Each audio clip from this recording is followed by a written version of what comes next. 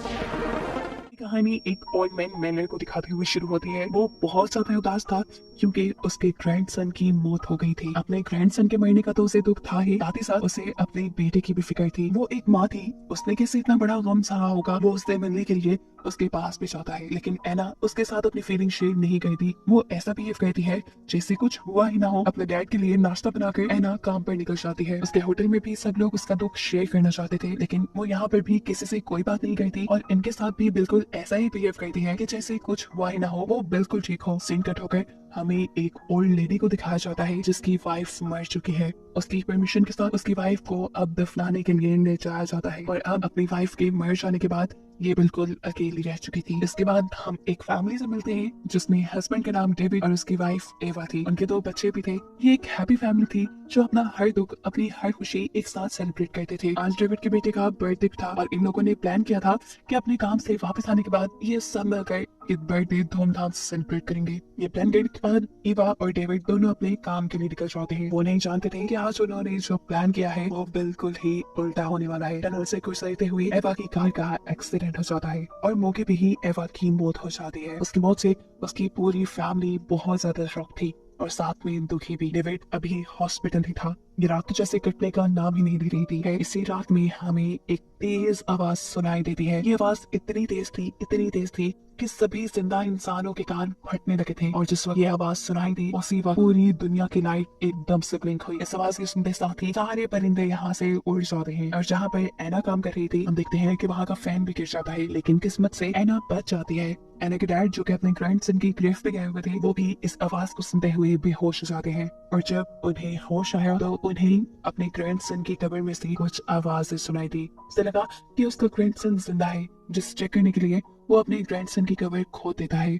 उसका ग्रैंडसन जिंदा है कि नहीं ये तो हमें नहीं दिखाया जाता, पर मैनर यानी इस ओल्ड मैन का हैरान परेशान चेहरा दिखाया जाता है। सीन कट होकर अब हमें उस बुढ़ी औरत को दिखाया जाता है जिसकी वाइफ अभी एक दिन पहले ही मरी है। अपनी वाइफ के बगैर वो बिल्कुल अकेली रह चुकी थी। वो उसकी याद में रो रही थी। अचानक उसे भी अपने घर के बाहर एक आवाज सुनाई देती है और जब वो चेक करने जाती है तो ये देखकर वो हैरान रह गई कि घर के बाहर और कोई नहीं बल्कि उसकी वाइफ ही थी। उसे अपनी आंखों पे यकीन नहीं आया, इसीलिए वो अपनी वाइफ को गले लगा लेती है। सीन कट होकर हमें हॉस्पिटल का सीन दिखाया जाता है जहाँ डेविड अभी अपनी वाइफ की मौत पे रो रहा था। एकदम से उसे फील हुआ जैसे एवा ने अपना हाथ हिलाया। ये देखकर वो बुरी तरह शॉक हुआ और उसने जाकर डॉक्टर्स को बुलाया। डॉक्टर्स के चेक करने पे उन्हें मालूम हुआ कि एवा जिंदा हो गई है, लेकिन उसकी हार्ट बीट बहुत कम है। इस चीज से वो शॉक रह चुका था। वो घर आकर के बाद अपने बच्चों को भी बताता है कि पहले उसकी मॉम मर गई थी, लेकिन अचानक से फिर उसकी मॉम जिंदा हो गई और अब डॉक्टर्स का कहना है कि उनकी हार्ट बीट बहुत कम है, इसलिए डॉक्टर्स ने उन्हें अपनी ऑब्जर्वेशन में रखा है।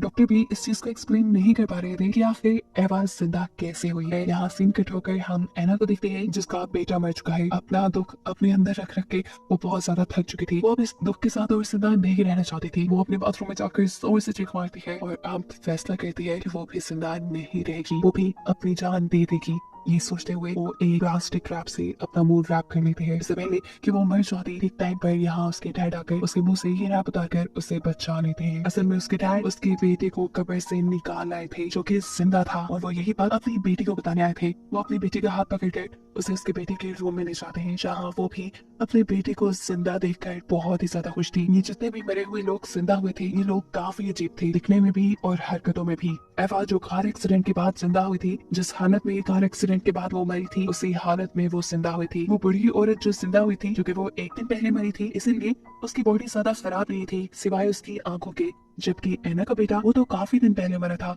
इसीलिए उसका जिस्म काफी ज्यादा सड़ चुका था। उसके जिस्म से स्मेल भी आ रही थी। उसके ग्रैंडपा जब उसे घर लेकर आए तो उन्होंने उसे नहलाया भी, लेकिन ये स्मेल आना बंद नहीं हुई। एना अपने डैड से कहती है हमें इसे हॉस्पिटल लेकर जाना चाहिए, इसकी हालत ठीक नहीं, लेकिन उसके डैड मना कर देते हैं और कहते हैं नहीं हम इसे हॉस्पिटल नहीं ले जा सकते क्योंकि कब्र खोदना इल्लीगल है और हमने इल्लीगली कब्र खोद कर इसे निकाला है। वैसे भी अगर डॉक्टर्स को ये बात पता चली कि ये मर कर इतने दिन बाद जिंदा हुआ है तो डॉक्टर्स उसे अपने एक्सपेरिमेंट का बस एक पार्ट बना देंगे। अब ये बातें कर रहे थे कि एकदम से इनका डोर नॉक होता है। यहाँ पे पुलिस आई थी जो एना से उसके मरे हुए बेटे के बारे में ही पूछती गई क्योंकि पुलिस को शक था कि उसके ग्रैंडपा उसे उसकी कब्र से निकालना है। या एना कोई जवाब नहीं देती और पुलिस यहाँ एना के सैड एक्सप्रेशन और उसकी खराब हालत को देखकर चले जाते हैं। खैर ये रात कट जाती है और सुबह होने पर न्यूज में खबर मिलती है कि सिर्फ यही 3 लोग नहीं बल्कि पूरी दुनिया से मरे हुए इंसान जिंदा होने लगे थे। बहुत से लोग अपनी ग्रेव्स फाड़कर खुद बाहर आ चुके थे और बहुत से लोगों को उनकी कब्रों से निकाला जा रहा था। जितने भी मरे हुए लोग जिंदा हुए थे उनकी हालत करीबन एक सी ही थी। इन लोगों के अंदर ना तो कोई इमोशंस नजर आ रहे थे, ना ही ये लोग बोल रहे थे और सुन रहे थे। इवन के ये लोग तो कुछ खा भी नहीं रहे थे। इन लोगों का जिंदा होना जरूर कल वाली आवाज से जुड़ा है जो कल शाम सब लोगों को सुनाई दी। या पुलिस को भी ये बात पता चल गई थी कि अना के बेटे को उसके ग्रैंडपा ने निकाला है। इसीलिए वो अपने डैड से कहती है, डैड जब तक सिचुएशन ठीक नहीं हो जाती हमें आइलैंड पे चले जाना चाहिए। वहाँ पर उनका एक छोटा सा घर था जहाँ वो छुट्टियां मनाने जाया करते थे। ये लोग अब उस बच्चे को लेकर आइलैंड पे चले जाते हैं। जबकि सीन कट होकर हमें उन दो बुढ़ी औरतों को दिखाया जाता है जिनमें से एक जिंदा होकर आई थी। उसकी वाइफ जब उसे खाना खिलाने की कोशिश करती है तो ये औरत खाना खाने के बजाय उस पर ही हमला कर देती है। ये चीज उस औरत को अजीब लगी और वो ये भी जान गई कि सामने बैठी हुई औरत उसकी वाइफ नहीं है, लेकिन वो फिर भी उसे छोड़ती नहीं बल्कि उसके साथ वक्त गुजारती है। यहाँ एना भी अपने बेटे के सामने उसकी फेवरेट रिमोट कार लेकर आती है जिसे ये लोग उसके सामने चलाते हैं तो उसका बेटा तब भी कोई एक्सप्रेशन नहीं देता, ना हंसता है ना एक्साइटेड होता है और इससे इन लोगों के अंदर भी परेशानी बढ़ जाती है। फिर एना के जब डैड यहाँ से दूर पीने के लिए पानी लेने के लिए जाते हैं तो हम उनके पीछे एक और डेड आदमी को देखते हैं। यह आदमी देखने में काफी भयानक लग रहा था, ऐसे जैसे वो बहुत पहले मरा हो और उसकी बॉडी काफी ज्यादा सड़ चुकी हो। वो एना के डैड को ऐसे दिख रहा था जैसे उन्हें मार खाएगा। फिर सीन कट होता है और हमें दिखाया जाता है कि एवा के बच्चे एवा से मिलने के लिए गए हैं। एवा ना उन्हें पहचान पा रही है और ना ही उन्हें देख पा रही है। यहाँ एवा का बेटा एक्साइटेड होकर अपनी मॉम को अपना रैबिट दिखाता है जो उसके डैड ने उसे उसकी बर्थडे पे गिफ्ट किया था। एवा अपने बेटे से कुछ नहीं बोलती बल्कि उसका रैबिट पकड़कर उसे जान से मार देती है और ये देखकर उसके दोनों बच्चों के साथ साथ उसके हस्बैंड भी डर जाते हैं। एवा की बेटी अब ये बात समझ चुकी थी कि ये औरत जो उनके सामने बैठे हैं ये उनकी मॉम तो बिल्कुल नहीं है। सीन कट होकर हमें आइलैंड पे दिखाया जाता है कि अब एना को भी वो डेड इंसान नजर आने लगा था जो उसके डैड के पीछे हमने देखा था। एना उससे बुरी तरह डर गई और उसने अपने खिड़की दरवाजे सब बंद कर लिए। जैसे ही एना के डैड वापस आए तो एना ने उसे डेड मैन के बारे में बताया। एना के डैड कहते हैं, रुको फिक्र न करो, मैं पूछ कर आता हूँ उसे। एना अपने डैड को रोकती रह जाती है कि प्लीज आप बाहर न जाए, लेकिन एना के डैड उसकी एक बात नहीं सुनते और बाहर जाते ही वो डेड आदमी एना के डैड के ऊपर हमला करके उन्हें बुरे तरीके से मार देता है। ये खौफनाक मंजर एना को इतना डरा देता है कि एना का एक सेकंड रुकना भी यहाँ मुश्किल हो गया था। वो अपने बेटे को गोद में लिए यहाँ से बोट में भाग जाती है। पानी गहरा था जिसकी वजह से उस डेड इंसान ने उसका पीछा नहीं किया। सीन कट होकर हमें उन ओल्ड लेडीज को दिखाया जाता है जहाँ डेड ओल्ड लेडी अपनी जिंदा वाइफ को मार चुकी है। साफ मतलब था कि ये जितने भी लोग जिंदा हुए थे ये लोग इंसानों को मार रहे थे। इसके पीछे क्या मकसद था खुलकर सामने नहीं आया। शायद ये डेड लोग ज़ॉम्बीज बन गए थे। कहानी के आखिरी सीन में हम एना को देखते हैं जो दरिया के जरिए अपने बेटे को लेकर दूर जा रही थी।